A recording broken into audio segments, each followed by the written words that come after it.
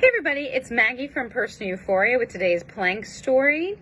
I'm thinking today for movement, assuming you don't want to do plank, you could tuck your elbows in by your sides, make sure they're not back, line them up, and just do some external rotation. So you'll basically do this movement as long as it feels fine on your shoulders, right? And you can kind of play with how far forward or how far back feels better.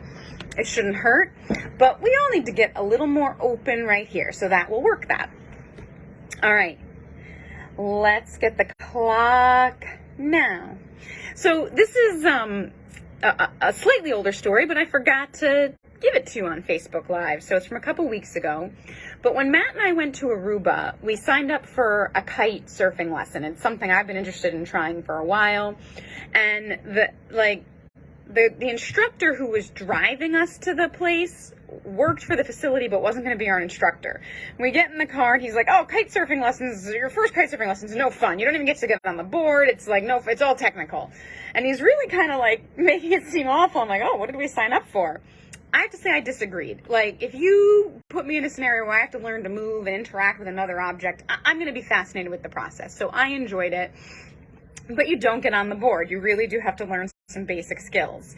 So when we get there, the first skill is we stand on the beach and they have a very small kite and you learn to control that. You have to put it at 12 o'clock, 1 o'clock when they say. You have to hit different points in the sky and keep it up. And I picked that up fairly quickly, and Matt picked it up quickly too, but it took him a little bit longer than me. And then once you nail that, they give you a bigger kite and bring you about waist deep in the water, and you have to show the same skills, that you can control the kite, you can keep it in the sky, you can put it at 12, you can put it at 1 as they direct you. So Matt actually generally picks that up pretty quickly, and the instructor says to me, oh, sometimes this happens a lot, where the person who gets it on land first doesn't quite find it in the water with the big kite. So ultimately what he's saying is he's doing better than you, even though you did better than him on land. I wasn't nailing it. Now, this might be an excuse, but I think part of the problem is I actually have short arms. And it turns out the kite gets less power when the bar is fully extended. But with my arms completely straight, the bar was never fully extended. So I was always fighting more power from this kite, to the point where sometimes the wind would tug me and it wouldn't pull me far out of the water, but it would skim me across the top and drag me across the water, while the instructor was going, let go, because if you let go, the kite loses all its power, it just falls into the water. And you drop as well.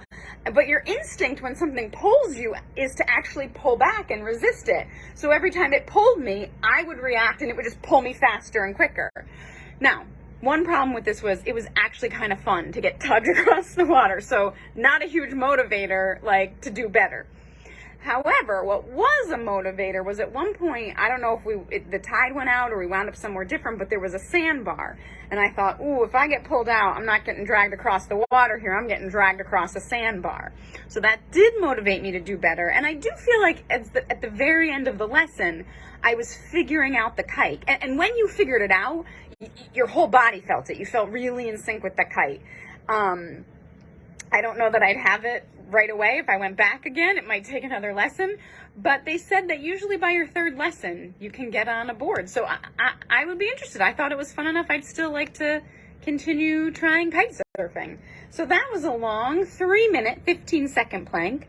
I hope you have a wonderful day. As always, keep moving. And if you've ever been kite surfing, I'd love to hear your tips.